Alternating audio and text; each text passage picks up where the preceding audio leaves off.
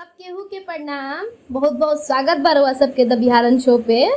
देवी गीत लेके हम हाजिर बनी। आज के देवी गीत बाटे इमली घोटाई वाला गीत पे, जौन गीत है मामा हाली हाली इमली घोटावा हो मामा। सुनी जा आ कमेंट में जरूर बताई जा कि हमार काम रउआ सबके कैसन लागता।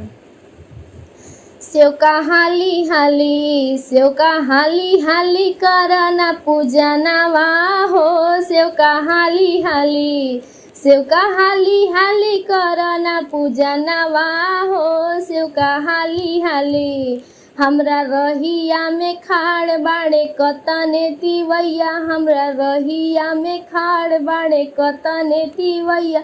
लेके हाथावा में पूजन के थरिया हो। सेवका हाली हाली सेवका हाली हाली करना पूजनवा हो। सेवका हाली हाली बर मन जोग मांग जवन चाही तवन कह। बर मन जोग मांग जवन चाही तवन कह।